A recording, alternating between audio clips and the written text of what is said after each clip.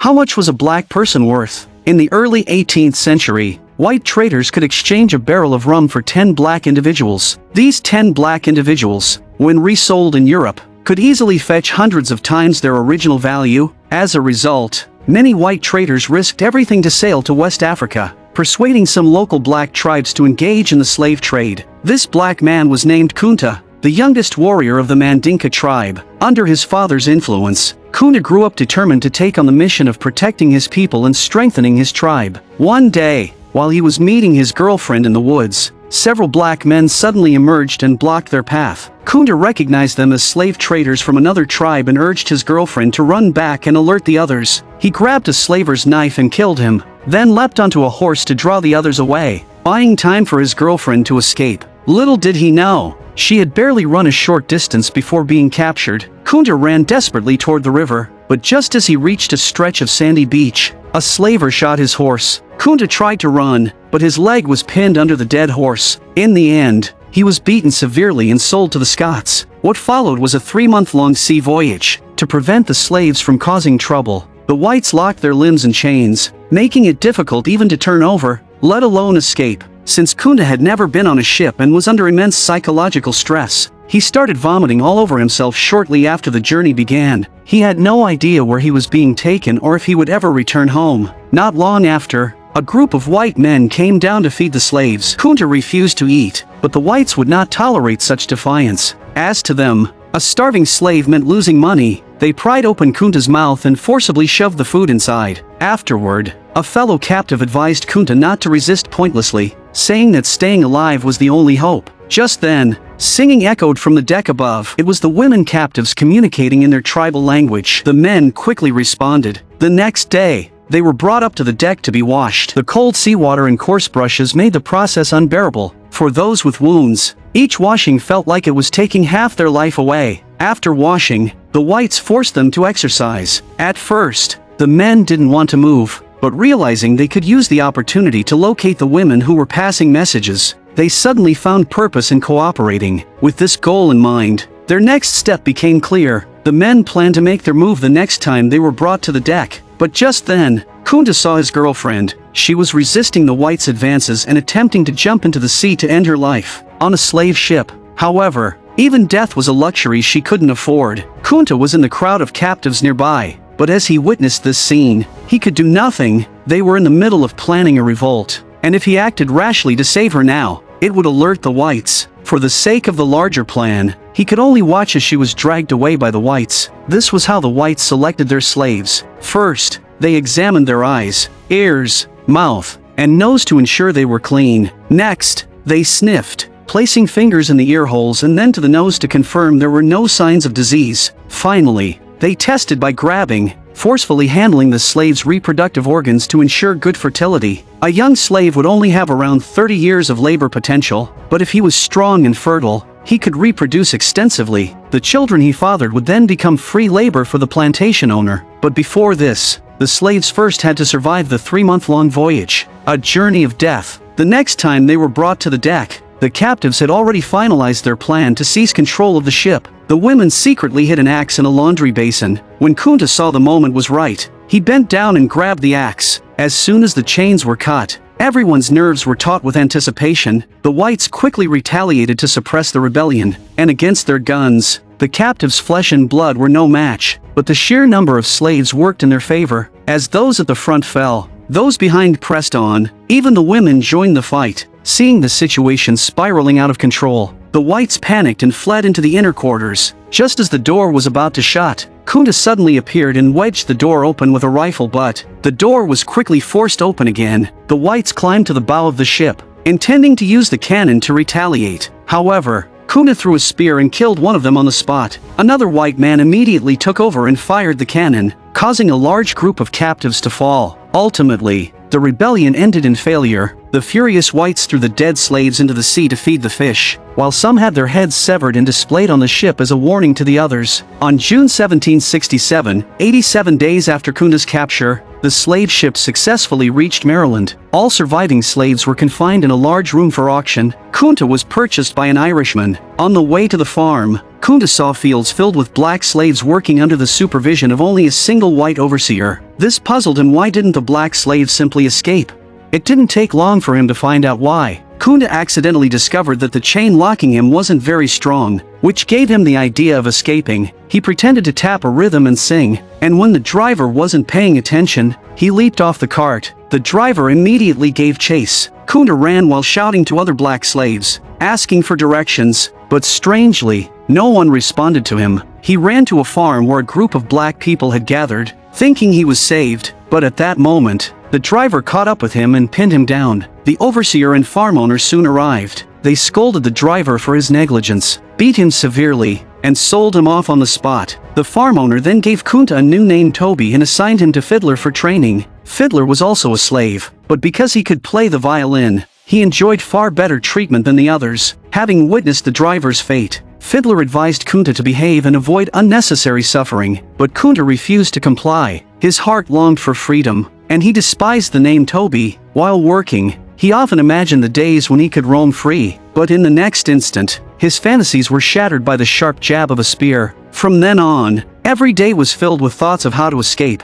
One day, while moving goods, Kunta noticed a file on the ground and immediately came up with an escape plan. While working, he deliberately knocked over the master's cargo, provoking his companions into giving him a severe beating. Taking advantage of the chaos, he slipped under the cart and secretly hid the file between his wrist and the chain. When he returned, he tried to use the file to cut through the chains on his feet, but the chains were as thick as a finger, and it was impossible to break them quickly. The next day, the mistress asked Kunta to feed the horses, but he refused because she called him Toby instead of his real name. Seeing the situation escalate, Fiddler quickly stepped in to mediate, but the mistress wasn't having it. At that moment, the master approached and grabbed Kunta, ordering him to feed the horses immediately. Kunta hesitated but stood still without moving. Furious, the master slapped him hard across the face and warned Fiddler that if such behavior happened again, Kunta would be handed over to the overseer for discipline. The overseer was the most ruthless person on the plantation. Any slave handed to him would either die or be left permanently maimed. That evening, Fiddler sat by the campfire, playing his violin. He advised Kunta to give up on escaping, but Kunta instead asked him for information about escape routes. Feeling helpless, Fiddler eventually told him that if he truly wanted to escape, Christmas would be the best opportunity. On that day, the plantation would be bustling with celebrations. When the other slaves were celebrating the holiday, Kunta stayed in his room, tirelessly filing away at the chains. When filing didn't work, he began hammering with relentless effort. The chains finally broke, but just as he broke free, the door suddenly opened. Kunta jumped up in a panic, only to see that it was Fiddler. He sighed in relief. Fiddler, too, was surprised that Kunta had actually succeeded. He was genuinely happy for him and told Kunta that he would go back to play the violin now since the whites loved his performances. This would give Kunta the perfect chance to escape unnoticed. Before leaving, Kunta hugged Fiddler and asked for his real name, saying he would always remember the one person in this hell who was willing to help him. Henry. I remember that's what she called me. After Fiddler left, Kunta went to the stables and rode off on the mistress's horse. While the whites were immersed in the elegant violin music, Kunta had already disappeared into the night. He rode through the night, stopping by a river to rest when exhaustion overtook him. But soon, the sound of barking dogs reached his ears. It turned out that the overseer, who had no appreciation for music, had left the celebration early. He discovered Kunta's absence and immediately set off with dogs to track him down. Kunta hangs the laundry on the horse to distract the dogs, but the whites weren't fooled. Kunta ran with all his might, but 2 legs were no match for 4. Before long, he was surrounded by the hunting dogs. Armed with a stick, he tried to fend them off. When he saw the overseer approaching in the distance, Kunta turned his fear into fury. He gripped the stick like a spear and charged, ignoring the gun the overseer was holding. But just moments before he could strike,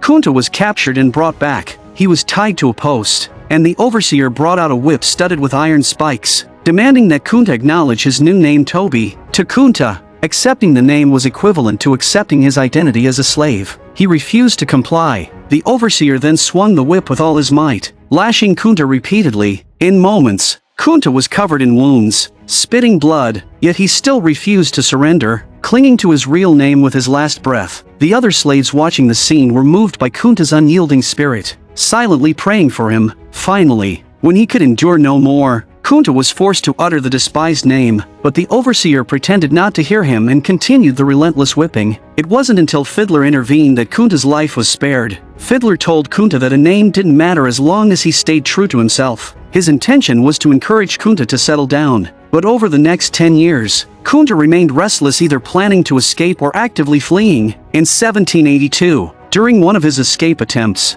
Kunta encountered a group of British soldiers. He immediately ran to them for help. One of the soldiers, moved by pity, approached to check on him. Before the soldier could speak, the overseer shot him dead from a distance. Kunta was stunned. At that moment, his hatred reached its peak. He charged at the overseer while he was reloading his gun, knocked him over, and used the rifle's stock to pin the overseer's throat, choking him to death. Just then, the British soldiers, noticing one of their men was missing, returned to the scene. Kunta surrendered his weapon and expressed his desire to join them. The British agreed and promised him freedom papers. Kunta thought he had found hope, but he didn't realize the British didn't intend for him to fight as a soldier. They wanted him as cannon fodder. Back at the camp, the British soldiers hastily scribbled some words on a piece of cloth and called it a freedom paper. During a midnight assault, they armed the black soldiers with nothing but spears and sent them to the front lines. It was clear they were being used as human shields. Sensing something was wrong, Kunta deliberately stayed at the back of the group while crossing a bridge. Sure enough, the American forces ambushed them shortly after. The black soldiers leading the charge were instantly killed or injured in large numbers. Amid the chaos, Kunta jumped into the river and floated downstream in a small boat he found. After a long, grueling night, Kunta had no idea where he had ended up.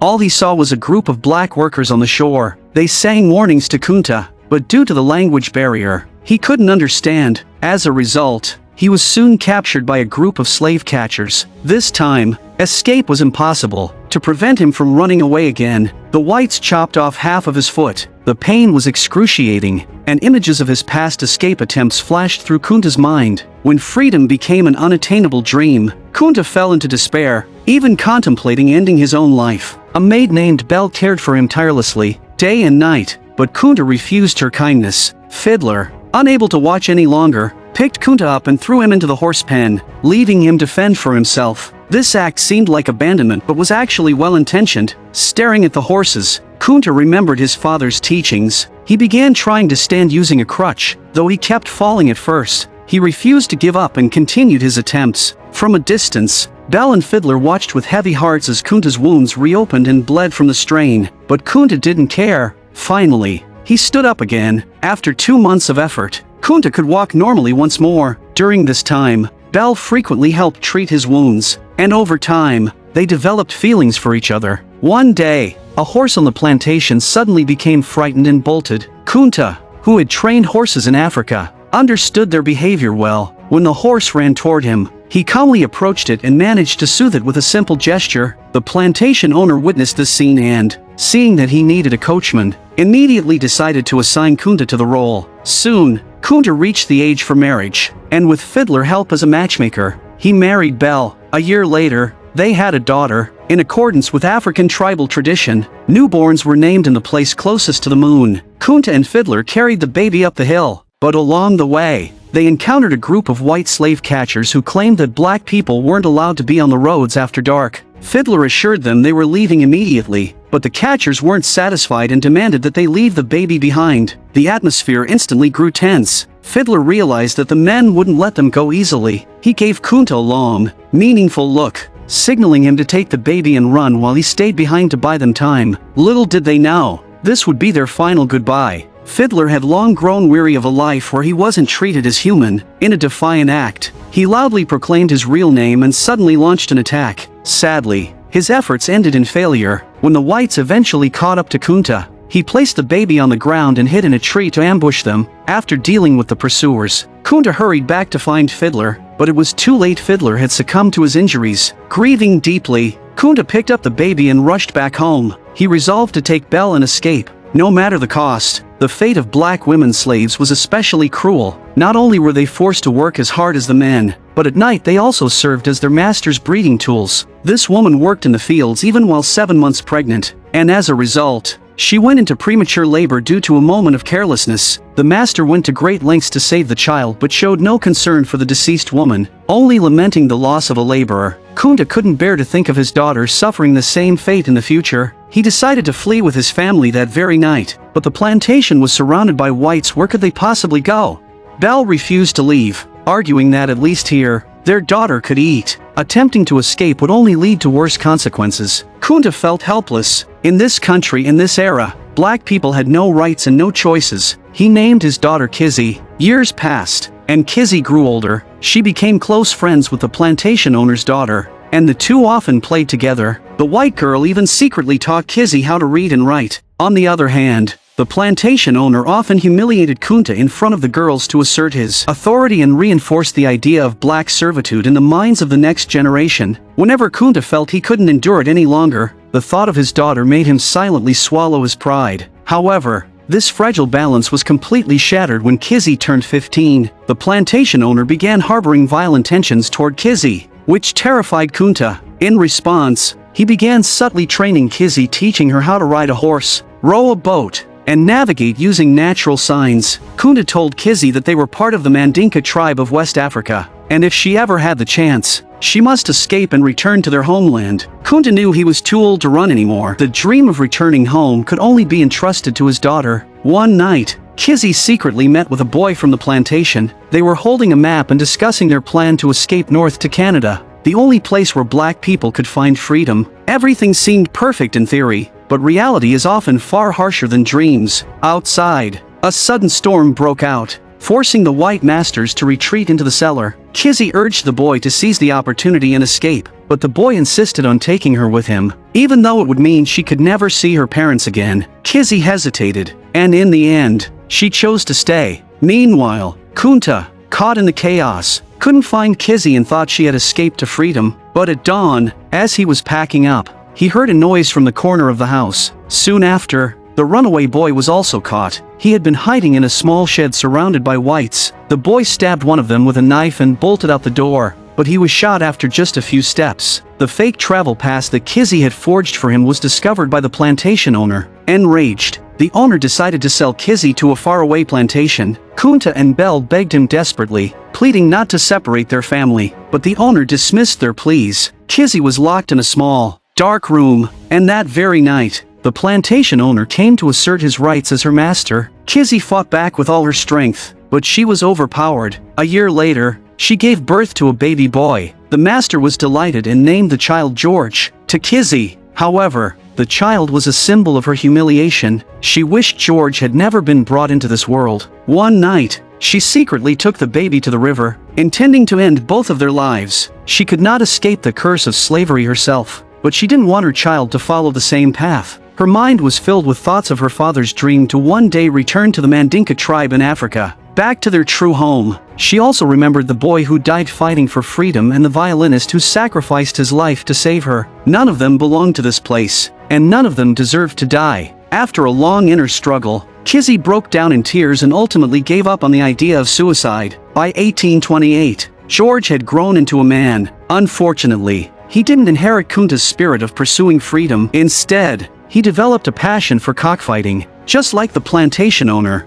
This pleased the plantation owner immensely. As if his own superior genes had been passed down, he took George everywhere he went and, under his influence, George became smooth-talking and slippery in his dealings. During this time, George met a black girl named Matilda. Using his exceptional cockfighting skills, George won a lot of money for the plantation owner. In a good mood, the owner bought Matilda and gave her to George as a wife. George didn't disappoint the owner. Over 7 years, he fathered 7 children, saving the owner a significant amount of money on buying slaves. Not only that, George's cockfighting skills continued to improve, earning the owner large sums of money in every match. But as the saying goes, gambling leads to ruin. One day, the plantation owner got carried away with betting and decided to raise the stakes. His opponent was a wealthy gambler from England, and the opening wager was $10,000. To put that into perspective, $1 in those days was already a substantial amount. Even if the plantation owner sold everything he owned, he would barely scrape together enough for the bet. But he was inexplicably confident and promised George his freedom papers if he won. George was thrilled and gave it his all in the match. To everyone's surprise, George won. When the results were announced, he couldn't believe it. 3 generations of enslavement had ended with him.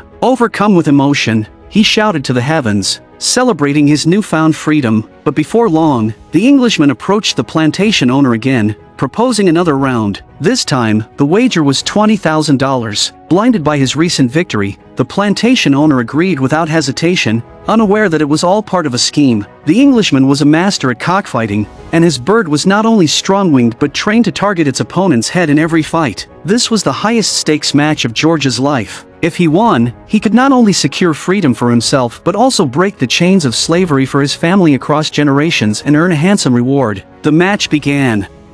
George kissed his fighting rooster, a ritual he always performed for luck, and tossed it high into the air. On the opposing side was a white-feathered rooster, clearly larger and more powerful in both stature and demeanor. But George's rooster wasn't intimidated and immediately delivered a stunning opening attack. The plantation owner was overjoyed, while the Englishman remained calm and collected. As the match progressed, the white rooster's advantages began to shine. It relentlessly targeted the vulnerable neck of George's rooster, gradually overpowering it and leaving it gasping for breath. The plantation owner's face turned pale, and George was equally stunned. In another clash, the white rooster leapt into the air and delivered a fatal blow with its sharp claws. Just like that, the plantation owner lost the match and was forced to offer George as collateral for his debt. Poor George, who had just been celebrating the prospect of freedom, was sold to the Englishman in the very next moment. From then on, George worked tirelessly to repay the debt. Using his silver tongue, he persuaded whites to bet on cockfights and relied on his exceptional skills to win match after match. It was the only way he could earn enough money to return home. His new owner grew fond of him,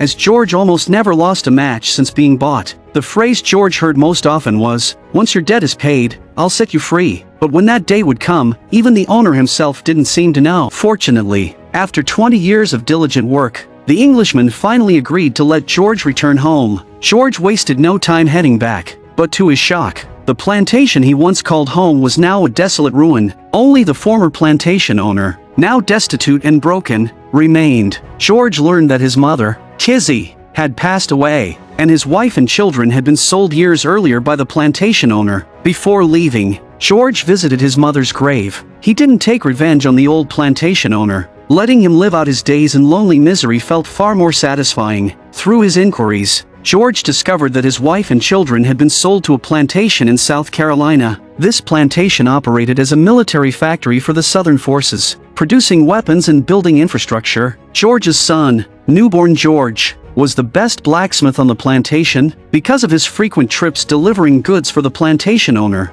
other slaves would often ask him to secretly help smuggle their loved ones to freedom. Newborn George, being kind-hearted, rarely refused. Following the clues, George finally found his way to the plantation. As a free man, he had the legal right to reclaim his family according to federal law, and no white person could interfere. But that night, a group of whites conspired to sell George into slavery again. Newborn George overheard their plans. When George's wife learned of this, she packed his belongings in the middle of the night and urged him to flee, telling him never to return. In 1862, the Civil War broke out. After leaving the plantation, George joined the Union Army and fought for the liberation of his fellow black people. The war lasted 4 years, during which both sides endured tremendous sacrifice and destruction. In the end, the Southern Army was defeated and the Northern Army won. When Lincoln reunited the nation, every black person smiled with genuine joy. Later, George returned to his family. They have not forgotten the spirit of Kunta.